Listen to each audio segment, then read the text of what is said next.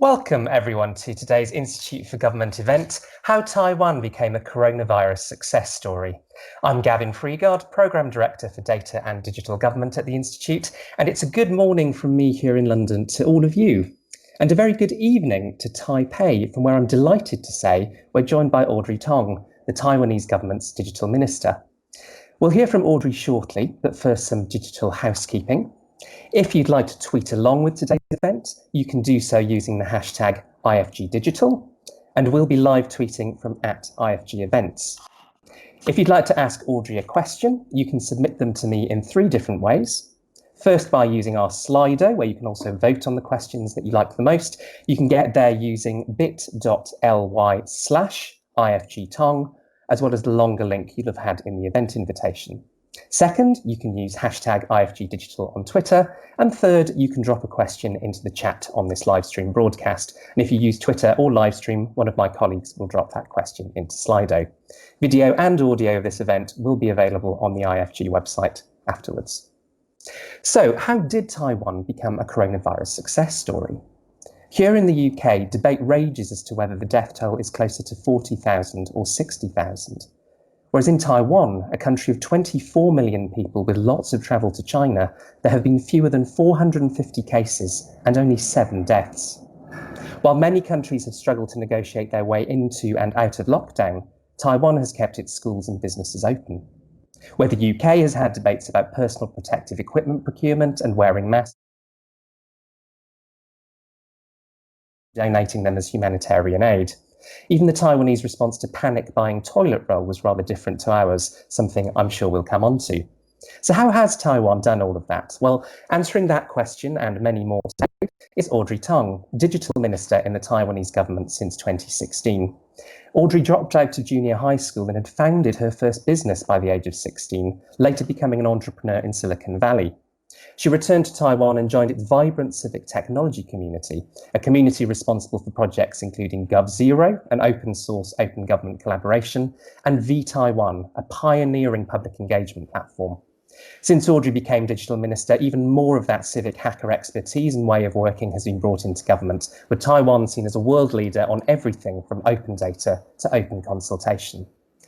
So I'll start asking Audrey some questions. I'll then start taking your questions and putting those to her as well. And we'll be finishing at around 10:30 British summer time, so just under an hour. So without further ado, Audrey, thank you very much for joining us today. How did the Taiwanese government first learn that coronavirus might be providing a problem that you needed to deal with? Yeah, hello, and have a good local time, I guess, everyone. Today marks 8 weeks since our last locally transmitted case, meaning that as of today, it's the start of our new way of life post-COVID. So I first would like to express my gratitude, first and foremost, to the collective intelligence system. In Taiwan, we have 3 principles of social innovation: fast, fair, and fun, which all contributed to the counter-coronavirus effort. And collective intelligence relies on the society to report anything new that may be happening. And we have, in particular, Dr. Li Wenliang, the PRC whistleblower, to thank, because Li Wenliang shared that there may be new SARS cases, actually 7 confirmed SARS cases back in last December. And whereas many jurisdictions began heeding that early this year, Taiwan started last year. So as you can see in the Taiwan equivalent of Reddit, it's called the PTT, someone with the nickname Normal Pipe reposted Dr. Li Wenliang's message on the very early hours of December 31st. And because of that, we immediately, it went viral on the PTT, meaning that people upvoted it. And because of that, our medical officers noticed this post and issued that order the very next day that says all passengers flying in from Wuhan to Taiwan need to start health inspection the very next day. And so this says to me 2 things. First, that civil society trusts the government enough to talk about possible new SARS outbreaks in a public forum, because we're, according to Civicus Monitor, the most open society in the whole of Asia. And also the government trusts citizens enough to take it seriously and treat it as if SARS happened again, something we've always been preparing since 2003, including setting up the Central Epidemic Command Center even before we have the first locally confirmed case. So they run this daily press conferences until yesterday when we officially declare we're now in post-pandemic. Excellent. Well, congratulations on being post-pandemic, something I know those of us in the UK would welcome happening quite soon. So you sort of found out via the sort of Taiwanese Reddit that this was going to be a problem. How did the government sort of swing into action? What did you put in place to be able to deal with everything? Sure. So the CECC, the Central Epidemic Command Center, is the cornerstone of this rapid, fast response system. Because for many months, ever since January, they hold a daily press conference, which is always live streamed, and we work with the journalist community and making sure the CECC answer all the questions. And this is a new structure. Back in 2003, when SARS happened, the municipal government, the local officials, the medical officers from the central government all said very different things, and it led to a very chaotic response. So post-SARS, we're like, 37 people dead is 37 people too many. We need to run yearly drills, and as if SARS has happened again every year, and increase our response system. So anyone with a telephone can call 1922 and learn about the latest CECC announcements and tell any new idea to the CECC, which always gets responded the very next day. For example, there was one day in April where a young boy said they don't want to go to school because their schoolmate may laugh at him for wearing a pink medical mask. And the very next day, everybody in the CECC press conference started wearing pink medical masks.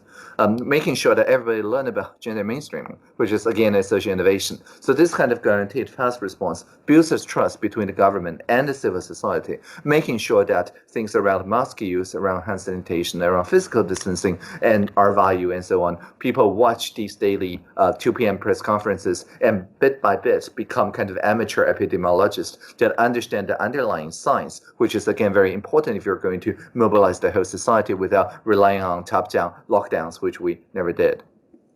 So how did you avoid those lockdowns? I think your sort of slogan for your response is fast, fair, and fun. I wondered if you could talk us through that. Sure. So the fast part I talked about, and the fair part has a lot to do with the GovZero movement, which you already mentioned. The idea of GovZero movement is very simple. For every government website, such as join.gov.tw, people who don't like this service can build a shadow service just by changing an O to a zero. And that's it. And so without paying for advertisement or anything, people learn that if you change gov.tw to g0v.tw, then you get into this kind of shadow government that uses the same data, but presented in a much more interactive and participatory way. And so in fairness, for example, when we ramped up the face shield mask production, making sure everybody can use their national health insurance card to collect masks from nearby pharmacies. Fairness is, of course, our guiding principles. However, even before the government figure out how to make sure that people can see that this is being fairly distributed, there's a civic hacker, a civic technologist from Tainan with the name Howard Wu, who built a map of all the nearby places that sells masks and relying on citizens to reply the current stock level, whether they have sold out or not. So this is not unlike like Ushahidi or other open source crowdsourcing platforms. However, because he did not anticipate that a lot of people, millions of people, would end up using this service, he very soon owed Google about 20k euros in API usage fees and have to close down that operation because he could not fund it himself. But the 2 days of this map running is sufficient to build a social sector consensus that this is exactly what's needed for ensuring fair distribution. So I showed this map, how it would work, to our premier, Su Zhenchang, and he immediately saw the value of it and said that we need to dedicate our government resources to make sure that the citizens don't need to pay for API usage fee by themselves. We should provide the underlying maps, underlying longitude, latitude, all the APIs, and trust the citizens with these open data. So not only do we publish the stock level of all the pharmacies, as you can see here, the green ones are ones that still with a lot of masks in stock. We also publish the real-time, updated every 30 seconds at a time for all adult and all the children's masks available in all the pharmacy, and it's all completely automated. And so for even people who don't like viewing maps, maybe people with blindness, they can use voice assistants, they can use chatbots, and all of them get the same inclusive access. And because Taiwan has more than 99.99% of health coverage, people who show any symptom will then be able to take the medical mask from a nearby pharmacy, go to a local clinic, knowing surely that they would get treated fairly and without incurring any financial burden. And the civil society doesn't stop there. The civic technologist also made a lot of dashboards that lets people see that our supply, for example, when we started rationing like 3 masks per week, around this time we increased to be 9 masks per 2 weeks for adult and 10 for children.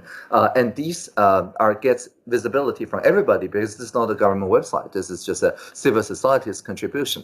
And this also showed us where in Taiwan do we have an oversupply or undersupply. And we co-designed this experience with the pharmacy, and we show this to our premier every week. So we can see him smiling happily here because according to analysis, the accessibility of mask at that time peaked at 70%, meaning that there's like 20% or so of people who never collected masks. It turned out that they are in large municipality in the north. They work very long hours. They started working when the pharmacies have not opened. They stopped working when the pharmacy have closed. So we had to work with convenience stores which opens 24 hours a day, which can use the same national health insurance card to go there and collect your mask anytime. And at that time then, we're 23 million people, right? And now 21 million people have used the mask service one or another, which means that more than 90% of people have access to medical mask, and thereby ensuring the R0 value that is under 1, that is controlled. So because of that, we ensure the fairness through the feedback from the social sector and also collaboration from the economic sector. So it's sort of harnessing the collective intelligence to improve your response as a nation. Yes. One of the things that we've been talking about quite a lot in the UK is around contact tracing, and particularly whether that's sort of manual contact traces and sort of doing things via interview and people sending their contacts to our National Health Service, or whether it's using an app. What's your approach been to contact tracing in Taiwan? Yes. In Taiwan, we make sure that all the information that we collect, there is a civil society website called Taiwan Can Help That Us. That this is not a government website. All of it is crowdsourced and crowdfunded, that you can look at our designs. Basically, we rely on data that's already collected. For example, the cell phone strength data, to make sure that people who return to Taiwan in an airport, they have the choice of going into a quarantine hotel, in which case they're physically barred from leaving that hotel for 14 days. Or if they don't live with vulnerable people, like very old people, they can also choose home quarantine, in which case their phone is basically put into the digital fence. And if their phone leaves the like 50 meter radius, that is the triangulation resolution of the perimeter, then SMS is sent to the local household manager wardens or the local police station, who will then check of what happens to you. So basically, we don't collect new data. We reuse existing data and use it in a way that sends SMS automatically, kind of like how before an earthquake or after a heavy rainfall, we send automatic warning to a geofence. And this is called the digital fence that retains the data for 14 days. And after which, of course, there's no constitutional basis for us to run that data. But that data is already collected by all the telecoms anyway. So we see this as proportional. It's ruled already as constitutional by the Constitutional Court after SARS. And this, of course, beats the 2003 response, which is to barricade an entire hospital unannounced and with no fixed termination date. And this is also important because we then never had to rely on application level tracing, which only makes sense if a majority of people start installing it. The cell phone tower triangulation and digital fence works regardless of which phone you're using. Again, we've had a lot of discussion in the UK and elsewhere about the sort of ethics of and privacy debates about people's data and how the government's using it. Obviously, some of that sort of digital fence technology, you mentioned that it's deleted quite quickly, but it can be very intrusive. How have you been? How have you dealt with those sort of privacy debates with your? Well, if you don't like the digital fence and you prefer to stay in the quarantine hotel for 14 days, that's your choice, and we even pay you a stipend either way of of around, I think, 100 euros per day. But if you break the quarantine, is 1,000 times that fine. But in any case, so the point is that, of course, being put into a quarantine hotel is also an intrusion on pretty much anything, right? On the freedom of movement and so on. And because the digital fence is not GPS location, right? It only knows the kind of general perimeter of the phone. It doesn't know like which room in your home you are in. So the basic idea is that it should be proportional, which is more or less like if you're staying in the hotel, of course, make sure that you cannot use the elevator to go down, right? So that's roughly the same thing. But we do understand that not everybody supports these measures. The CECC, the latest numbers, 94% of people support these measures. Previously, it was 91% when the digital fence was being rolled out. So we thank the 6% or the 9% of the population, which keep us honest and accountable, because we have never declared a situation of emergency. We're still operating entirely under constitutional law limit, which means that every administration detection tactics we take, we need to be accountable to the MPs and to explain it to people. So if people understand how it works, the science behind it, that's how we get the 91% of support, or 94 now, but we still thank the remaining 9% or 6% for keeping us honest. How has all the work that you've been doing over the last decade or so to engage the public, opening things up to consultation, how much has that helped build that sort of trusted relationship? A lot. A lot of our communication strategy, for example, was developed way before the coronavirus. It was developed as a way to counter disinformation using a tactic that we call humor over rumor. And the idea is that because we cannot do takedowns is against the principle of Taiwan being the most open society in the whole of Asia. So we're forced to innovate to counter the narrative of conspiracy theories, of which there's a lot, especially during pandemic, but also leading up to an election, without resorting to administrative takedowns and encroaching the journalist freedom, because we want to work with journalists, not against journalists. So what we have discovered is that the viral messages that are toxic and polarizing is a little bit like a virus in itself, kind of a virus of the mind. And the reason why it has a high R value, that is to say a person will look at it and just automatically share it to many people, is because that it provokes a sense of outrage. If you provoke a sense of outrage, people share it much more than if it provoked other kind of feelings. And so how do we vaccinate against outrage become the main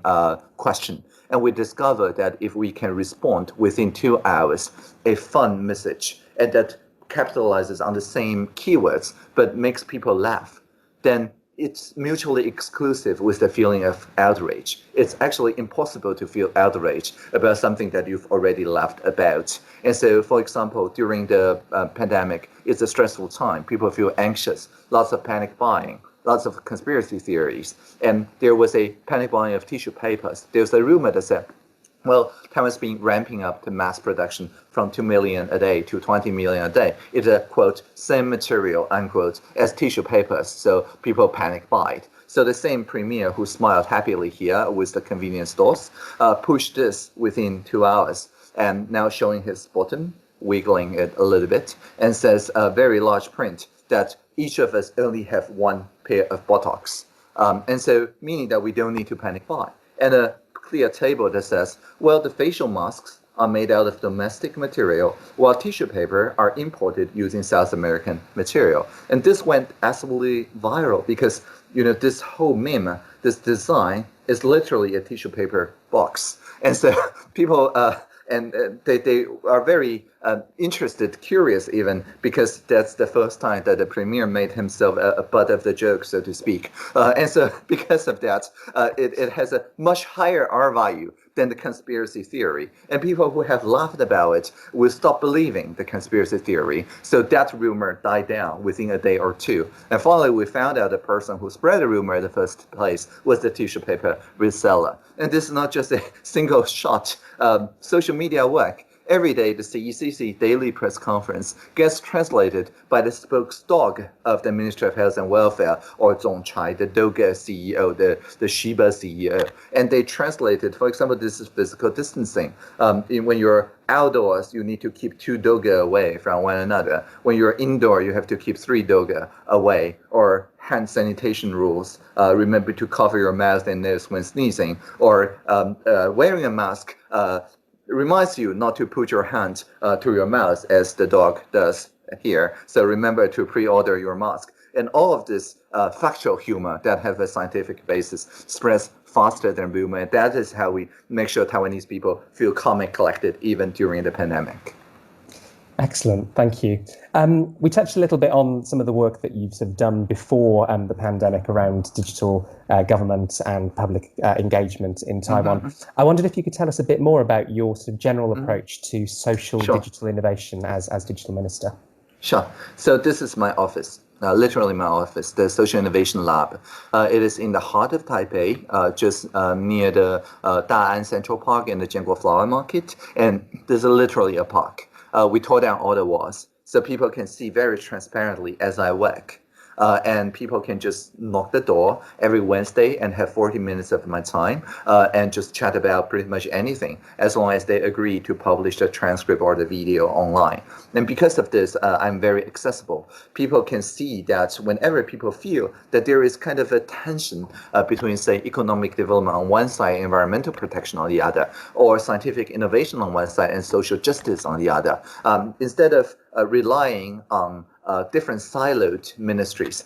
Each ministry that's participating in the social innovation have a secondment in my office. So my office is literally from like 12 different ministries, and each of them agree to work out loud, meaning that all the new ideas that they develop get spread automatically to the people. So when people come up with a new innovation, a social innovation, for example, self-driving tricycles, they can work with nearby flower market to ensure that instead of a technologist dictating the social norm, it is the society working with those self-driving tricycles to say, hey, maybe in the flower market, this can be kind of self-driving shopping carts that follow people around. You buy some flowers, you put into it, and it follows you. And that is not the way that it was originally designed. But through the idea of open innovation, we can change a lot of that part and make a co-design, a collaborative design, so that it then responds to the social norms. This is called norm-first design, or in SDG terms, 1717, encouraging effective partnerships. And all the best ideas, we choose 5 ideas every year that receive a trophy from the president, and the trophy is a micro projector. There's the shape of Taiwan and a micro projector underneath it. And when you turn on the micro projector, it shows Dr. Tsai Ing-wen, our president, handing the trophy to you, which is very meta. It's a self-describing trophy, and that symbolizes whatever you have built in the past 3 months in a data collaborative. We do everything we can to make your idea into national policy within the next 12 months, so that ensure the availability of cross-sectoral data and making sure that whether it's air quality, water quality, sustainable education for global citizenship, all of those great ideas are voted into existence using quadratic voting, which is, again, another social innovation. So basically, it's a system to make sure that the best idea gets amplified automatically into the national scale. I've got a quote from your president here, actually, which is, "Do it bravely, dare to make mistakes." That's right. I think people often find governments can be quite risk averse because of the nature of the sort of world they operate in. How do you overcome that? Mm-hmm. Yeah, it's actually a UK idea that we learned. It's called the sandbox. Whereas the UK initially applied this idea to fintech, we have applied it to pretty much everything. And so it could be a platform economy sandbox. The Social Innovation Lab was a sandbox for self-driving vehicles. Now the self-driving buses are going to the street of Taipei City. There's 5G sandboxes for especially above 6 gigahertz for a limited place to try that use of 5G. There's actually our sandbox regulations is phrased such that you can challenge each and every ministry's regulations, except for two things. That's money laundering and funding terrorism, because we know what happens. We don't have to experiment on these two things. But otherwise, everything is fair game. And so because of that, the government basically work with the innovators. I tour around Taiwan to the places that are least connected. That is to say, to who are most difficult to travel to my office at the Social Innovation Lab. And the local co-ops, the local social entrepreneurs, the local elders in both sense, from the indigenous nations and so on, they just, in a regular town hall, they just voice their concern. The difference is that because we have broadband as a human right, no matter where I am, for 16 euros per month, there's unlimited 4G bandwidth, at least 10 megabits per second. Otherwise, it's my fault personally. And so through those cultural translators, we connect to the people in the Social Innovation Lab, as I mentioned, 12 ministries, each of them section chief or higher level, who listen to the local people of what they truly need. And this has two benefits. First, that it doesn't get lost in translation, right? They hear exactly what the local people wants. And second, if the local people want to try something that's not like a great area by the current regulation, they can say, okay, let's try it out for a year. And if it doesn't work, well, we thank the investors for paying the tuition. Basically, everybody learns something where the investor lose the initial investment. It's like reverse lottery. But if they works, then they get a first mover advantage. And then we have a new law or regulation that's co-created by people. But of course, the obvious question is that then how do we know at the end of that year it's a good idea or not? How do we listen at scale and get the people's feedback? Well, we also use AI for that. There's an AI-powered conversation.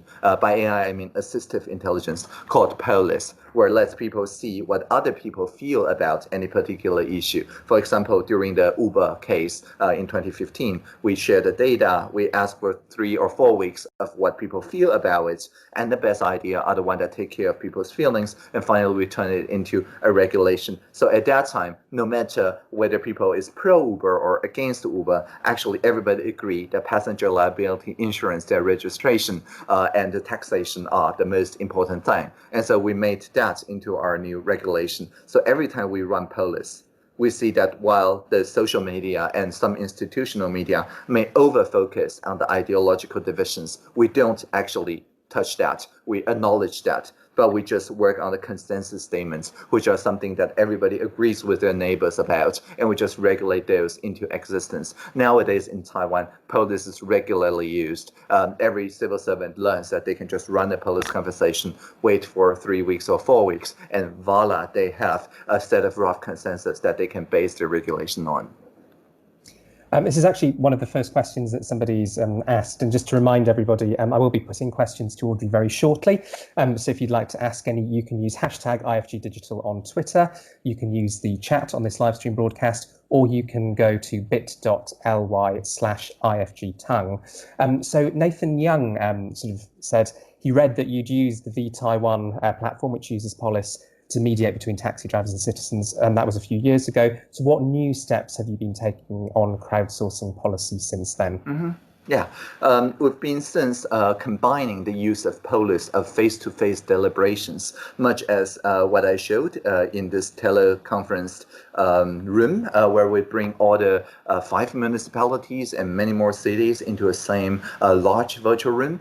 We make sure that we host such an open collaboration session every once in a while, actually 2 times per month. And just actually this morning, we're talking about that last year we used Polis, 5 Polis actually, to talk about how to open up the hiking, the mountaineering, the restrictions about hiking. And now we're talking about opening up the sea and how those sea sports and so on need to be opened up for more people to understand the ocean and preserving the sustainability of the ocean. Taiwan has like 10% of the world's marine biodiversity. And all these are, of course, very open-ended questions, of which Polis is perfect to do. And so we combine Polis with this national Join platform. It's called Join, the GOV, the TW, which is a single platform, a single stop platform for e-petitions, for regulatory pre-announcements and consultation, like the opening up mountains and the ocean. And also, most importantly, it's also participatory budget platform. So it's the same platform,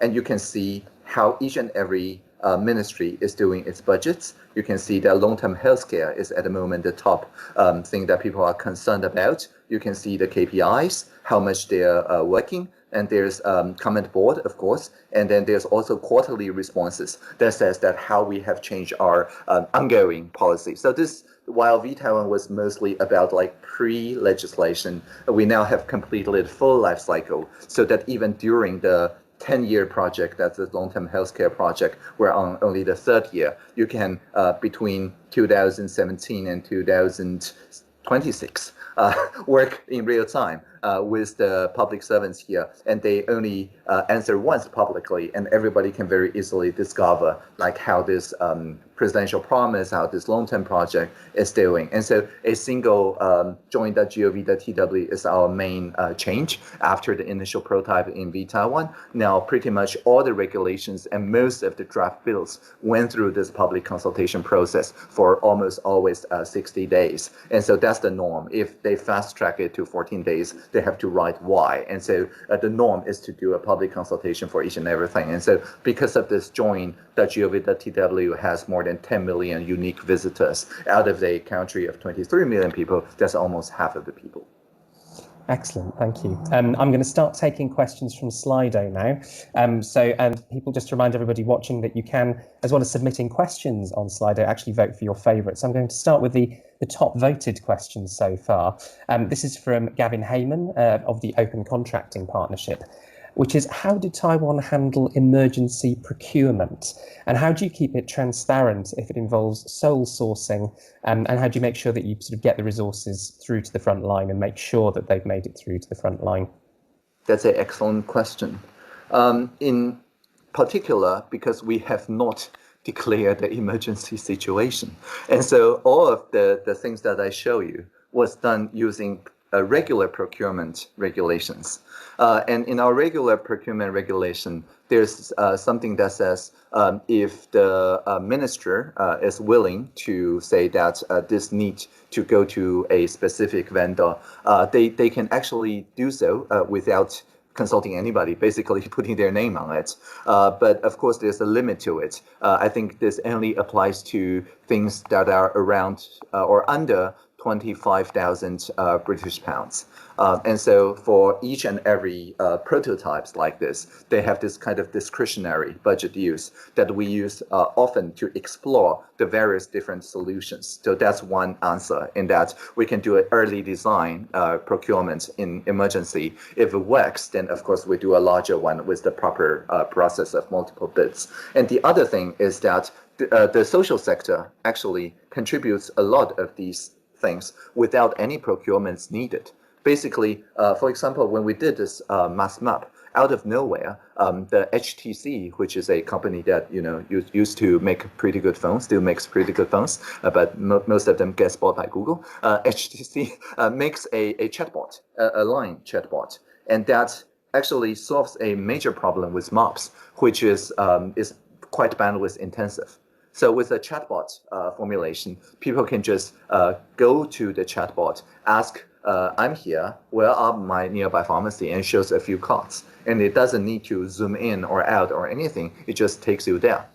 And they finished the development in like 24 hours without any procurement, because we publish the open data every 30 seconds. So for the chatbot developer, that's golden, because then you can go to the nearby pharmacy, swipe your NHI card, purchase 9 masks, and after like a couple of minutes, the chatbot can actually tell you that this stock, if you're a adult, then this become like 49, right? So basically, it's instant gratification, something line chatbots really like, and also people are basically participating in a ledger. This way, this is a distributed ledger. If you go to the pharmacy, purchase, and after a couple of minutes, this rather goes up into like 60, then you will call 1922 and something bad happened because the ledger isn't working. So instead of the traditional Freedom of Information Act, which usually publishes like every week or at most every day, this is not open data anymore. This is open API because it's almost always real time. And once it's real time, there's a lot in those service providers, the chatbot developers' interest to provide this as a value-added service at pretty much no development cost to their customers. And because of that, people just develop it voluntarily. They don't really need procurement money because this also adds to their bottom line. Excellent, thanks. We've got a question now from Kate O'Loughlin. She asks, isn't there a problem with the geofence that you were talking about earlier, that people could leave their homes without taking their phones with them? Yeah, which is why, of course, the chatbot checks on you a little bit like in random intervals and ask, how are you feeling? What's your temperature? Would you like to take a picture with your thermometer? And things like that. There's, of course, that part of that. And if your phone runs out of battery, then, of course, after a few minutes, a police will come and visit you. But people are addicted to their phone anyway. So in practice, we don't see a lot of that problem. I'm going to roll a couple of questions which are related together. So Nathan Young asks, what do you think is the best way to reduce the siloing of information within different parts of government? And that matches quite nicely with this question from Joe Mitchell, which is, have you had any trouble convincing your fellow ministers of the importance of transparency, trusting the citizens, and so on? Yeah. In Taiwan, we reduce the siloing of information by making sure that when we procure, we can make sure that the vendor can deliver a machine-readable version, that's to say the Open API specification or OAS 3. I think the GDS in UK eventually recommended OAS 3, but that's, I think, 2.5 years after we did. We recommended that even before OAS became the official standard. And I think that was in late 2016. And we basically said that during procurement, we treat Open API as a sort of accessibility, because there's a section in our procurement template that says if the vendor charges extra to make it so that people with blindness can see the information, then that vendor is not professional and could actually be disqualified for charging extra to make their websites accessible. Accessibility should be universal. It should be the default.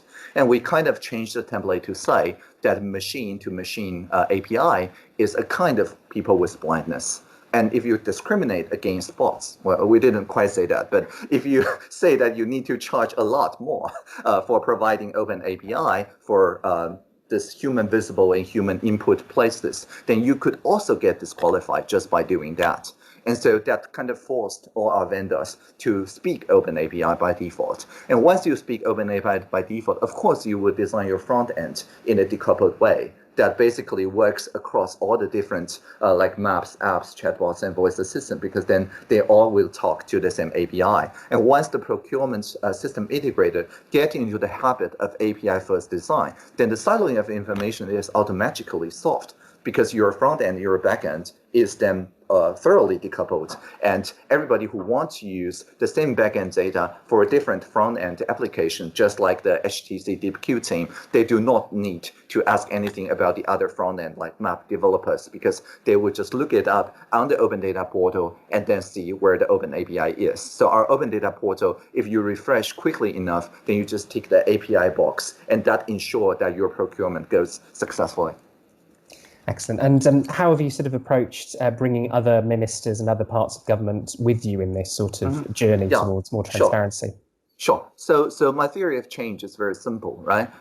It's 3 axes. It first is saves people time, reduce the chores.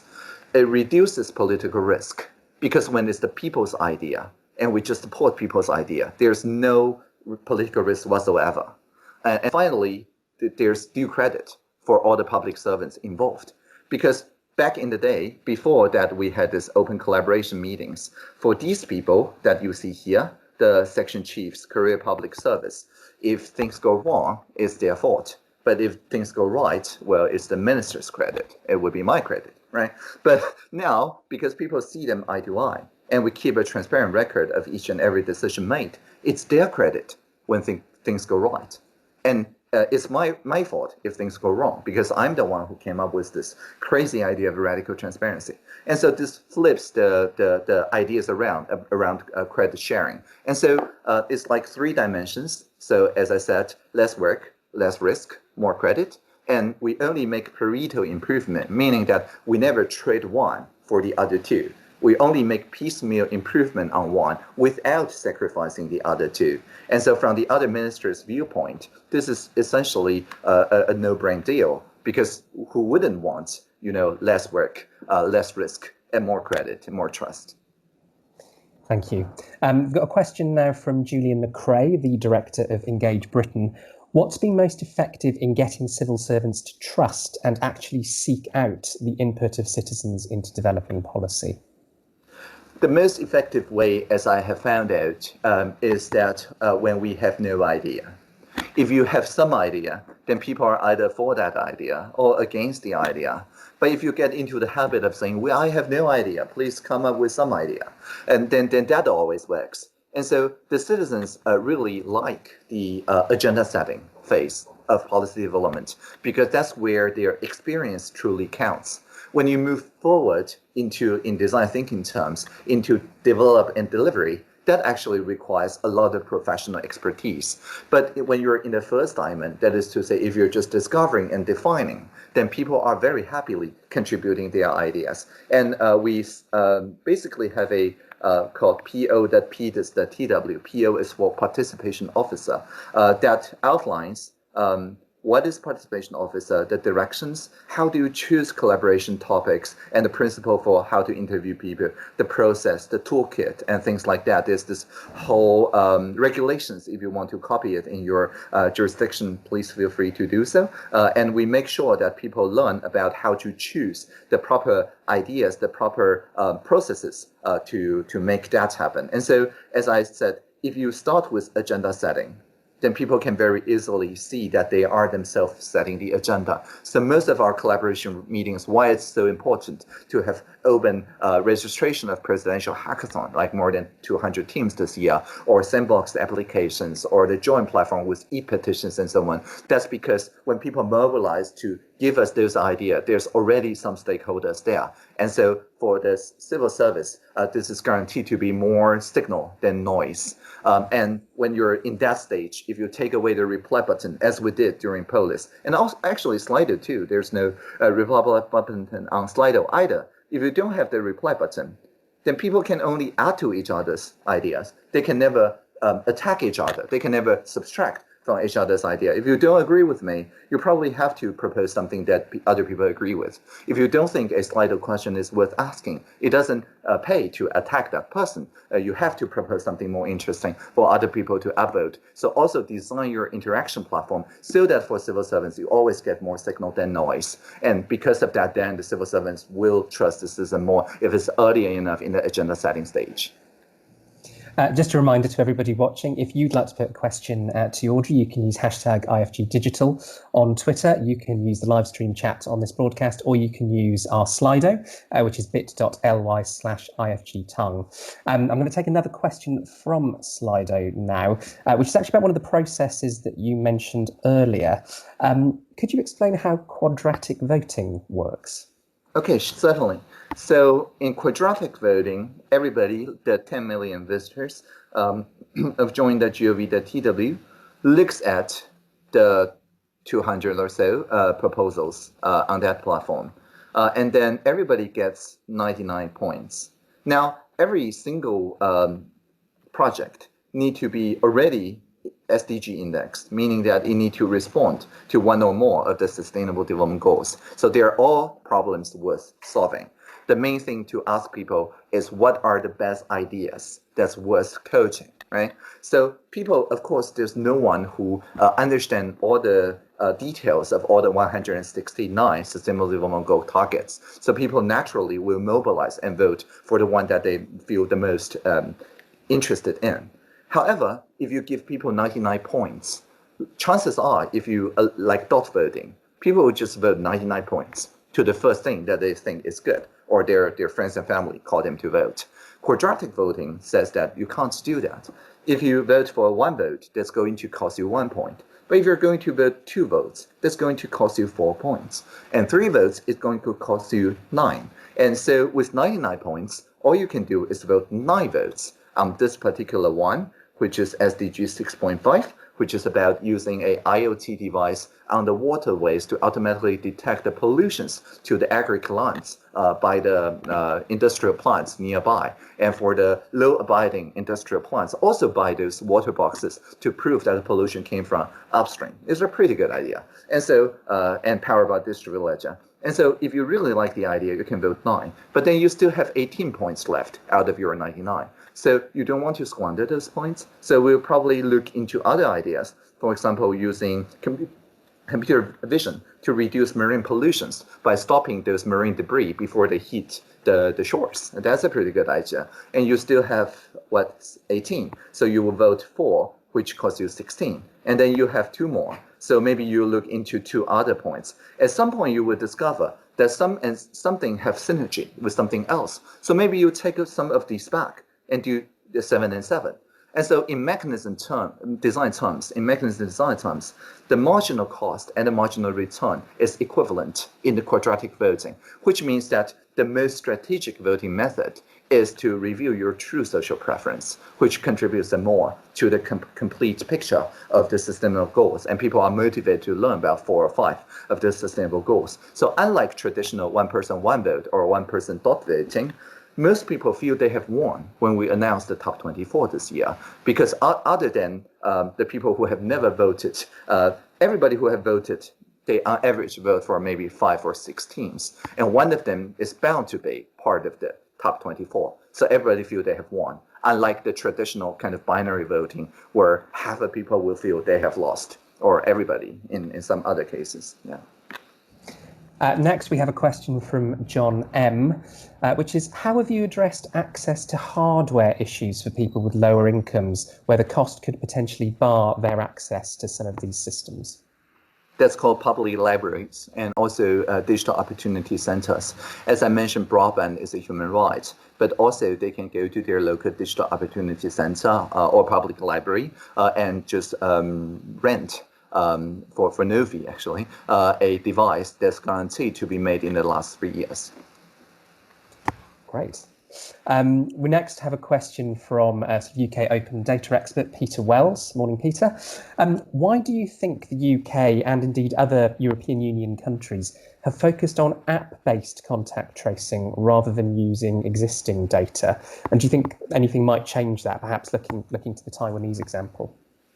Well, the thing is that the digital fence work the way it is, using very coarse-grained, like 50-meter, precisely because we do border control. So we do very strict enforcement, and during those 14 days of quarantine, a lot of human right, not just privacy, but right of movement, is, encroached. But then it applies fairly to everybody, so it also doesn't have a labeling effect. However, if you don't do defense at your ports, then you have to do defense in the community. And once it's in the community, 50 meters is too coarse-grained. And that's why people start getting the idea of, oh, we should use Bluetooth, or even worse, we should use GPS data if it's stored in centralized databases. So I think it's a conscious choice by Taiwan to do most of our protection, the strict measures at the borders, so that we can live in a much more relaxed fashion in communities, so that we ensure that hand sanitation, mask use, physical distancing, these 3 measures together is enough to put our value of being under 1. So that's a conscious choice. But you probably cannot do that unless you have near universal mask wearing, which of course is a culture thing. But in Taiwan, as I mentioned in the Doga CEO picture, we put these pictures together because we say that masks are something that reminds you not to touch your face and wash your hands properly. So mask is a social signal. It's mostly a psychological tool. And for this, everybody agrees with that, right? The scientific evidence and so on about masks blocking filtration or whatever capability, that's up to debate and up to the fabric of the mask. But wearing even a mask made out of a t-shirt reminds you not to touch your face and reminds you to wash your hands properly. probably everybody can accept that. And by a few people, even just a few people in a large crowd, sending the social signal, it enables people to take care of each other, saying, hey, why are you not protecting yourself from your own hands? You should probably also wear a mask. And that enabled this idea of wearing mask to have a high R value in the idea meme space. And because of that, everybody started wearing masks. Excellent. I think you've answered a question that Judith Richards had put on Slido, actually, which was, do you think masks are key, especially in places where we cannot social distance? It sounds like your answer to that would very much be yes, as it sort of helps shape the rest of the strategy. Just to remind everybody, we've got about 10 minutes left. If you've got any final questions for Audrey, please do put them on Slido now. That's bit.ly/IFG Tongue. So we have a question from Steve Lloyd. There's been a lot of discussion in the UK recently about local lockdown measures. So perhaps not the entire country is abiding by the same rules and it's able to adjust according to the level of outbreak. So he's asking, do you have any advice regarding the moving out of lockdown measures on a local level? Yeah. We have simulated, like if there is a limited local community transmission, there may be places where we will just have a certain area that is self-sustaining, meaning that it has most of the kind of groceries and things like that, so that we can do a very contained local lockdown while the rest of Taiwan still free of lockdowns. So that we have simulated. But what Steve Lloyd is asking is essentially the other way around. That is to say, the rest of the country in lockdown, but only one part out of lockdown. If it's an island, then of course, go for it. But otherwise, I think you need to carefully plan, as we did on the border control, how to screen the people and how to make sure that people who transfer between those different municipalities carry the same quarantine obligation, essentially, as we did for our returning citizens. If you can do the quarantine and contact tracing using regular interviews and so on, well, then there's no reason why you could not do that, because that's essentially what Taiwan did, because we're a set of islands. But if you cannot do that with efficiency, if your contact tracers capacity is not there, then of course there's an inherent risk in doing that. And that actually is one of the points that we made in Taiwan Can Help That Us, which is this, as I mentioned, crowdsourced website of the Taiwan model, is that we make sure that people who eventually see those measures, such as the lockdowns and now the partial relaxation and so on, understand the scientific reason why. So this person is Chen Jianren, Vice President of Taiwan at the time, trained in Johns Hopkins, our top epidemiologist, actually wrote a textbook on epidemiology. And so our top scientist doesn't have to convince our top official because he was the top official. And in this case, he recorded this crash course on the popular MOOC database, the Hahao, where a lot of people enroll in online learning. So I think more than 20,000 people enrolled in the first few days, me included, so that he explained all the different models and the different simulations. And if you're interested, you can also, there's a interactive version of that at, I think, Nikki Case and case.me/COVID-19 that says what happens next, which you can take Dr. Chen Jianren's courses, but then verify his numbers by simulating all the various lockdown scenarios and things like that. So my main point is that if everybody become kind of an amateur epidemiologist, then this kind of localized measures will work, because everybody who travel there and travel out of it will understand why are those measures in place and what effect is it having on the population. But if people don't understand the underlying science, then of course there will be people who do not innovate in advance for those goals, but rather innovate in the opposition of those goals. I think that's the most mild way that I can put this. Excellent. I have a feeling we'll have quite a few people enrolling on that course after this event has finished today. We've got a question now from Terence Eden, who works on open standards at NHSX and did a fantastic talk on why making things open makes things better as part of our Data Bytes series of events last month. He asks, we see lots of open source code from Taiwan and indeed from other countries, but most countries are still trying to roll out their own coronavirus related services. What's stopping the reuse of your code? Well, nothing is stopping reuse of our code. I think this is mostly culture. If we put our code up out there, as we did in the coronavirus hackathon, cohack.tw, as you can see, everybody who participated see very clearly that from various different countries, including the UK, people design those privacy-enhancing technologies that enable, for example, working with contact tracers, but all the data is kept in your own phone and only sends a one-time link to the contact tracer for the information they need without divulging any privacy of anybody else you have encountered. And Autonomy does that on a community level. Gemini does the storytelling, part visualization of that, and so on. And each and every one of them agree to abide by the spirit of the open source and agree to use the MIT license, which is one of the most permissive license for their work. And so as more countries participate in this sort of open innovation, people will get more into the culture of just learning from one another. But if you start with a procurement strategy that doesn't include open source and open API in even template language, as Taiwan did, then of course it works very counterintuitively, because after all, you did not pay Taiwan, and why would you then use Taiwan's code? So there's a lot to do to change the culture around procurement to basically avoid the not invented here culture. I think this is a culture thing and not at all a license thing. The license thing is just the underpinning. The culture is what needs change around procurement. And how do you change that, do you think? Well, two things, right? First, write it into the template language so that open is by default. And if you don't do open, you have to write a reason why.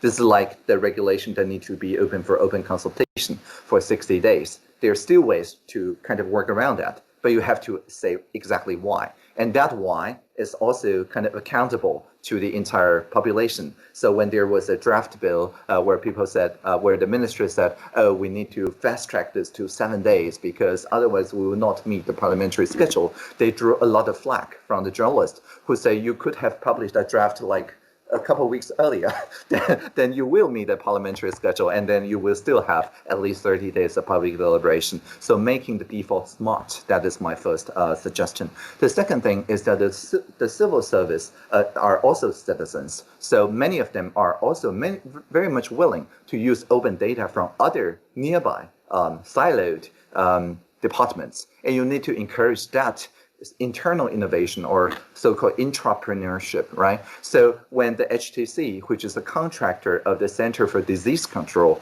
uses the National Health Insurance Agency's mask data, I made sure to publicly just give them a lot of credit, to make sure that I share a lot of their stories in my talks to their ministers and so on. Because when the minister level encourage this kind of internal entrepreneurship and even participate, like I did, like as a programmer, I just helped fixing their code, then people will get very encouraged to use data across silos, not personal data, open data across silos. But if the minister level doesn't give it a thumbs up, then they would end up absorbing the risk while getting no credit, and in which case there is no culture possible for the open within the public service. So for public citizens to make sure that their social innovation get amplified, for the civil servants, make sure that their ministers are show an active interest in building an open culture, and then you will have the culture of avoiding the knee syndrome, the not invented here syndrome. So I'm going to squeeze in one final question, and it's actually a perfect final question from Joachim von Hallas on Slido. What are your ideas and developments for the future? What are you working on next?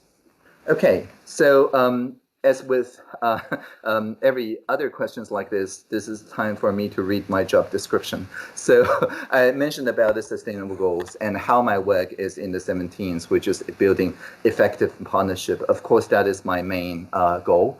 And our president promises in her second term, which begins just a month ago, not even a month ago, that we will now have a dedicated cabinet level digital council or ministry that takes care of this cross-silo policy making that enhances even more of reliable data, and also do open innovation, making sure that open innovation is a dedicated council or ministry in Taiwan. Now, people ask a lot, why call it digital? Why not call it information and communication technology or ICT? Because that's the more usual term as used in Taiwan, because Taiwan is, Taiwan Semiconductor and so on, very good on ICT. But we insist on calling it digital. So I wrote a poem, a prayer that explains the difference between ICT and the digital, and that's my job description, which I'll read to you now. When we see the Internet of Things, let's make it an Internet of beings.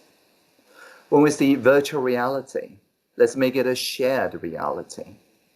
When we see machine learning, let's make it collaborative learning. When we see user experience, let's make it about human experience. And whenever we hear the singularity is near, let us always remember the plurality is here. And that's digital. Thank you so much. What a perfect note to end on, and what a great way to start the week. Thank you, everyone who's tuned in. Thank you for some brilliant questions that we've received from everybody. And please, everyone, join me in a virtual round of applause for the fantastic Audrey Tong. Thank you very much indeed for joining us, Audrey. Thank you. Thank you.